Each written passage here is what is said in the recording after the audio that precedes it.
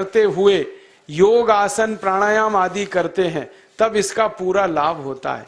तो मैं आपको आपकी जिंदगी के लिए छोटे छोटे कुछ 4 नियम बताना चाहता हूं और ये 4 नियम का पालन आप सब करिए। मैं आपको विनम्रता पूर्वक लेकिन विश्वास से कहता हूं कि ये 4 नियम का जो भी पालन करेगा जिंदगी में बीमारी और रोग उसको कभी आएंगे नहीं। परम पूजनीय स्वामी रामदेव जी खुद 40-45 साल से इन 4 नियमों का पालन करते हैं। आप भी अगर ये पालन करेंगे तो बहुत अच्छा होगा। मैं भी करता हूं मेरे जीवन में। मैं पिछले 15 वर्षों से योग प्राणायाम करता हूं, उसके साथ कुछ नियम मैंने बनाए हैं, वो नियम का पालन करता हूं और वही नियम आपको बताना चाहता हूं। स्वामी जी पालन करते हैं, मैं करता हूं, हमारे लाखों योग शिक्षक करते हैं और इन नियमों का पालन करने से हमको इतना लाभ हुआ है कि कभी बीमारी आती नहीं। 15 साल से मैंने हर बार मेरा बीपी चेक किया, नॉर्मल है, शुगर नॉर्मल है, ट्राइग्लिसराइड्स नॉर्मल है, कोलेस्ट्रॉल नॉर्मल है। पिछले 15 साल में कभी सर्दी जुकाम भी नहीं हुआ, गला भी नहीं बैठा, कभी हॉस्पिटल नहीं देखा, कभी डॉक्टर के पास नहीं गए, क्योंकि जरूरत नहीं पड़ी। और वो जरूरत नहीं पड़ी क्योंकि हम निरोगी हैं, स्वस्थ हैं। ये निरोगी और स्वस्थ होने के लिए आयुर्वेद की एक छोटी सी जानकारी आपसे मैं शेयर करना चाहता हूं। आयुर्वेद में ये कहा गया है कि किसी भी व्यक्ति को निरोगी होना है, रोग मुक्त होना है, तो अपने जीवन में 3 बातों का ध्यान रखे। अपना वात, पित्त और कफ तीनों का संतुलन रखे। वो 3 तरह के दोष हैं हमारे शरीर में, वात, पित्त, कफ। आपने सुना होगा ये त्रिदोष आधारित शरीर है। जब वात बहुत बिगड़ जाता है तो 80 से ज्यादा रोग आते हैं। जब पित्त बहुत बिगड़ जाता है तो लगभग 46 से 50 रोग आते हैं और जब कफ बिगड़ जाता है तो 28 रोग आते हैं और वात, पित्त, कफ तीनों बिगड़ जाएं तो 148 रोग आते हैं। सर्दी, खांसी, जुकाम से लेकर और कैंसर तक जो आखिरी रोग माना जाता है, ये सब वात, पित्त, कफ के बिगड़ने का खेल है। तो इस देश के आयुर्वेद चिकित्सा के सबसे महान लोगों में से कुछ नाम आप जानते हैं, जैसे चरक ऋषि, जैसे सुश्रुत ऋषि। ऐसे एक ऋषि हुए बाघभट्ट। बाघभट्ट ऋषि ने एक पुस्तक लिखी है, उसका नाम है अष्टांग हृदयम, और एक पुस्तक लिखी है उसका नाम है अष्टांग संग्रहम। इन दोनों पुस्तकों में उन्होंने 7000 नियम बताए हैं। उनमें से 4 बताता हूं, अच्छे लगे तो आज से ही पालन करो और दूसरों को भी बताओ ताकि कोई भी इन नियमों का पालन करे तो बीमार ही ना पड़े। ये चारों नियम हैं वात, पित्त और कफ को संतुलित रखने के लिए। अब वात, पित्त, कफ तीनों एक साथ आपके संतुलित रहें तो उसके लिए पहला नियम है खाना खाने के तुरंत बाद पानी नहीं पीना। ये पहला नियम है। आप बोलेंगे ये तो बड़ी मुश्किल बात है, खाना खाते ही पानी पीते हैं हम तो सबके सब, और बिना पानी पिए खाना ही नहीं खाते। कई लोग तो खाने से ज्यादा पानी पीते हैं, खाना कम खाते हैं, पानी ज्यादा पीते हैं।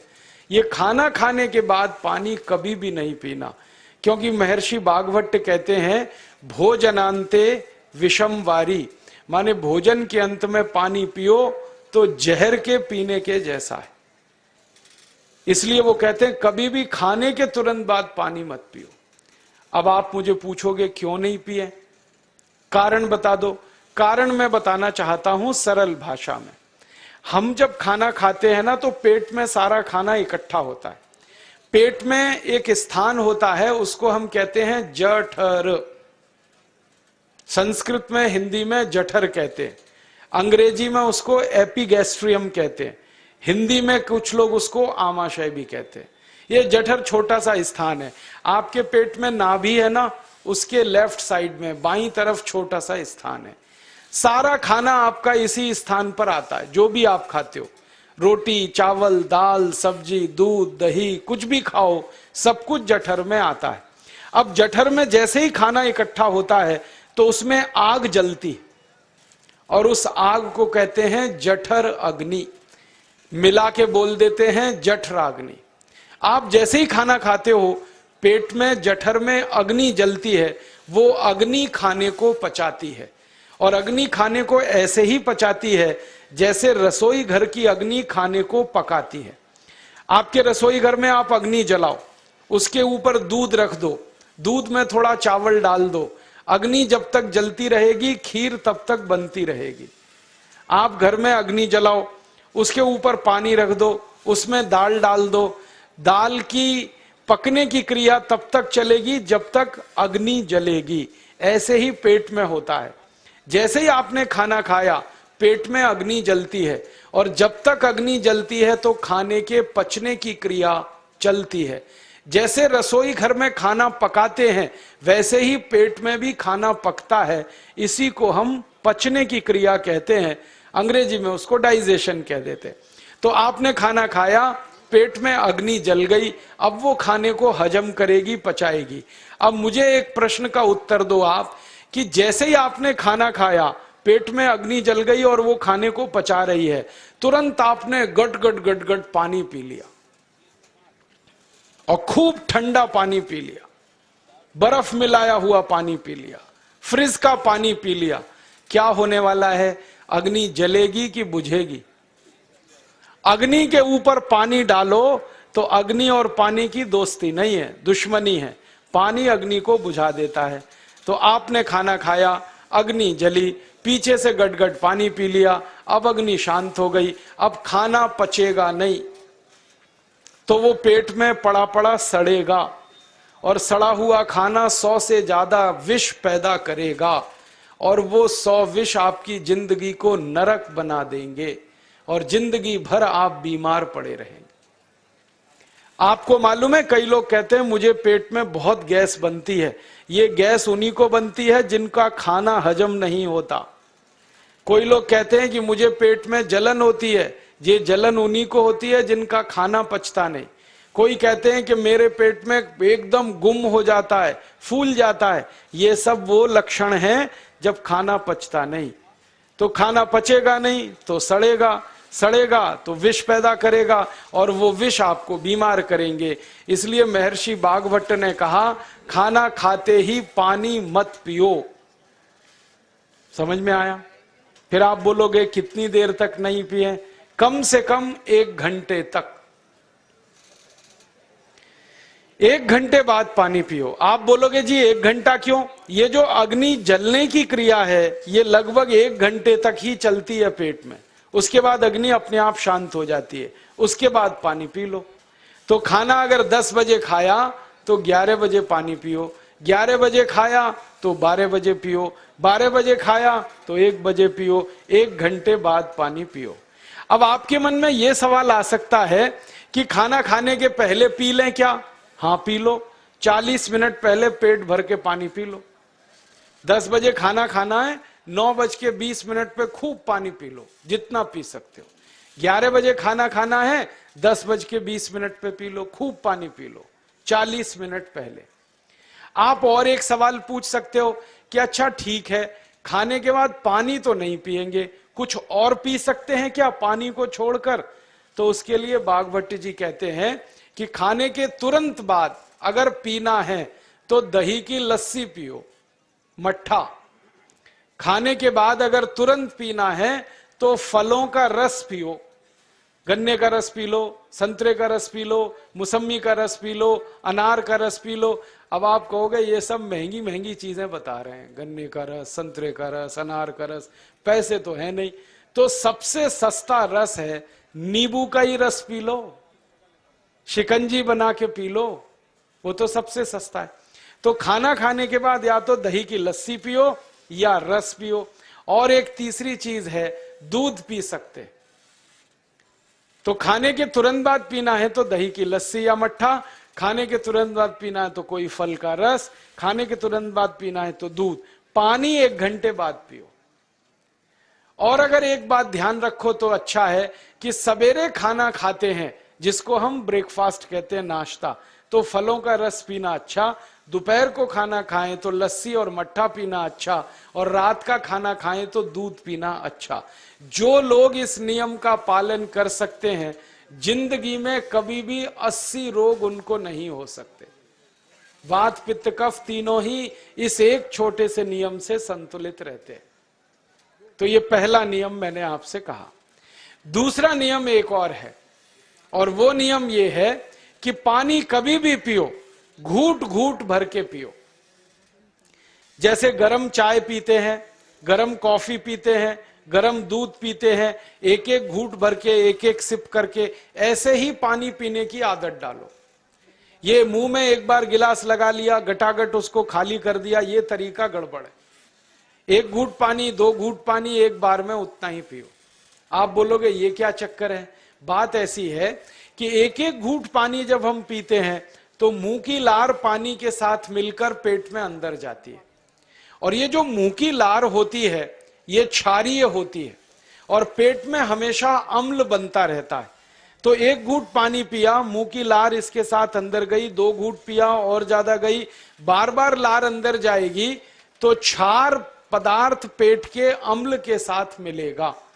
पेट में अम्ल बनता है, मुंह में लार क्षारीय होती है। तो ये क्षार को अम्ल में मिला दिया जाए और ये अच्छे तरीके से मिलकर पेट में जाए तो कभी भी कोई व्यक्ति के पेट को अम्लता नहीं होती, एसिडिटी नहीं होती। और पेट में अम्लता नहीं होती तो रक्त में अम्लता नहीं होती, और जिनके रक्त में अम्लता नहीं होती उनकी जिंदगी में कभी भी वात पित्त कफ के असंतुलन की स्थिति पैदा नहीं होती। इसलिए पानी घूट घूट करके पीना। मैं आपको एक छोटा सा मेरा ऑब्जर्वेशन बताता हूं, परीक्षण। आप भारत देश में या दुनिया में कहीं भी जाओ, मनुष्य को छोड़कर पशु पक्षियों को देखना शुरू करो, वो पानी कैसे पीते। किसी चिड़िया को पानी पीते हुए देखो, किसी पक्षी को पानी पीते हुए देखो, वो चोंच के एक बूंद ही के बराबर ही पानी उठाता है। एक बार में एक बूंद पानी लेगा, फिर थोड़ी देर चोंच चलाएगा, फिर पिएगा, फिर दूसरी बूंद लेगा, फिर चोंच चलाएगा, फिर पिएगा, फिर तीसरी बूंद। एक एक बूंद पक्षी पानी पीता है। कुत्ते को पानी पीते हुए देखो, चाट चाट के पानी पीता है। शेर को पानी पीते हुए देखो, चाट चाट के पानी पीता है। जितने जानवर चाट कर पानी पीते हैं, जितने पक्षी एक एक घूंट पानी पीते हैं, किसी भी पक्षी और किसी भी जानवर को डायबिटीज नहीं है, किसी को अर्थराइटिस नहीं है, कोई पक्षी ओवरवेट नहीं है, कोई पशु ओवरवेट नहीं है। वो सब स्लिम और ट्रिम हैं, क्योंकि वो इतने होशियार हैं कि पानी चाट के पीते हैं या घूट घूट करके पीते। अब मुझे ये हैरानी होती है कि ये पशु पक्षियों को कौन सिखाता है? वो अपने जन्म से ये ज्ञान सीख के आते हैं। उनका कोई गुरु नहीं है, उनका कोई विद्यालय नहीं है, उनके कोई प्रशिक्षण शिविर नहीं लगते, फिर भी उनको इतनी अकल है कि पानी घूट घूट पीना। और हम ये मनुष्य जिनके इतने गुरु, इतने विद्यालय, इतने कॉलेज, सीखने वाले, सिखाने वाले, और हम मूर्खों के मूर्ख गटागट गटागट पानी पीते रहते। तो पानी पीने का तरीका बदल दो, घूट घूट भर के पानी पियो। ये दूसरा नियम है। तीसरा नियम है कि जिंदगी में कितनी भी प्यास लगे, ठंडा पानी कभी मत पियो। बर्फ डाला हुआ पानी, फ्रिज में रखा हुआ पानी, वाटर कूलर का पानी जिसका तापमान बहुत कम है, ये कभी मत पीना। क्यों? क्योंकि शरीर आपका गर्म है और पानी ठंडा है। अब होता क्या है वो मैं समझाता हूं सरल भाषा में। पेट तो गर्म है, अब इसमें ठंडा पानी डाल दिया आपने तो अंदर झगड़ा होता है। और झगड़ा क्या होता है? या तो पानी पेट को ठंडा करेगा या पेट पानी को गर्म करेगा। अगर पानी ने पेट को ठंडा कर दिया तो पेट के ठंडा होते ही हृदय ठंडा होता है, हृदय के ठंडा होते ही मस्तिष्क ठंडा होता है, मस्तिष्क के ठंडा होते ही आदमी ठंडा होता है, और आदमी ठंडा होते ही राम नाम सत्य होती है। आपको मालूम है जब शरीर ठंडा पड़ जाता है तो घर में भी नहीं रखते, निकाल के बाहर सड़क पे रख देते। जो घर आपने बनाया अपनी मेहनत से, शरीर के ठंडा पड़ते ही निकाल बाहर करते हैं उस घर में से, और फिर चिल्लाने लगते हैं लेके जाओ, जल्दी लेके जाओ, इसको जला के आओ। माने ठंडे शरीर की इज्जत नहीं है। तो ठंडा पानी क्यों पी रहे हो भाई? बंद कर दो। कोई जानवर ठंडा पानी नहीं पीता, कोई पक्षी नहीं पीता। तो आप ये ठंडा पानी पीना बंद करो, सादा पानी पीना शुरू करो। और गर्मी के दिनों में बहुत अगर आपको तकलीफ है तो मिट्टी के घड़े का पानी पी लेना, फ्रिज का और बर्फ का नहीं पीना। ये तीसरा नियम है। और चौथा और आखिरी नियम है कि आप सवेरे ही सवेरे जब सोकर उठते हो तो सबसे पहले पानी पियो। जैसे ही आपकी आंख खुल गई तो पहले 2-3 गिलास पानी पी लो, उसके बाद आप टॉयलेट में जाओ। उठते ही पानी पियोगे तो 2 फायदे हैं। पहला फायदा यह है कि पानी पेट में जाकर बड़ी आंत को साफ करता है, और जैसे ही बड़ी आंत की सफाई होगी पेट पे दबाव पड़ेगा और आप संडास घर में जाएंगे, 2-3 मिनट में पेट आपका साफ हो जाएगा। जिनका पेट सुबह एक बार में साफ हो जाता है उनकी जिंदगी में कभी रोग नहीं आता। इसलिए सुबह सुबह उठते ही पेट साफ होना जरूरी है। और उठते ही पानी पियोगे तो मुंह की जो लार है वो पानी के साथ मिलकर अंदर जाएगी। सुबह पेट में एसिड की मात्रा ज्यादा होती है, इसलिए लार का पेट में जाना बहुत जरूरी है। इसलिए सुबह उठते ही पानी पीना बहुत जरूरी है। ये 4 नियम हैं आयुर्वेद के। पहला नियम, खाना खाने के 1 घंटे बाद पानी पीना। दूसरा नियम, पानी को हमेशा घूट घूट भर के पीना। तीसरा नियम, कभी भी जिंदगी में ठंडा पानी नहीं पीना। और चौथा और आखिरी नियम, सवेरे उठते ही सबसे पहले पानी पीना। 4 नियमों का पालन जो भी अपने जीवन में कर सकता है वो वात पित्त कफ तीनों को संतुलित रख सकता है।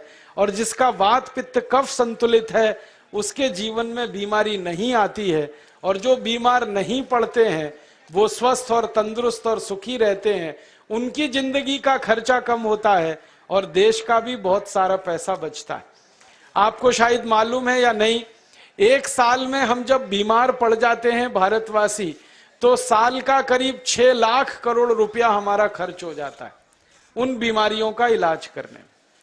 इसलिए इतना पैसा फालतू में हम खर्च करें हर साल 6 लाख करोड़, ये बहुत बड़ी रकम है।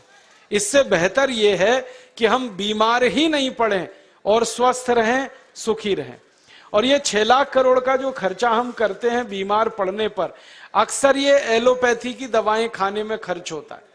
और जो एलोपैथी की दवाएं हम खा रहे हैं, जैसे paracetamol, Baralgan, butazone, oxyphenbutazone, aspirin, Disprin, Novalgin, ये सब ऐसी खराब दवाएं हैं जो दुनिया के देशों में 20 साल पहले बंद हो चुकी हैं, भारत में धड़ल्ले से बिक रही हैं और हमको बीमारियों से ज्यादा गंभीर बीमारियों में फंसा रही।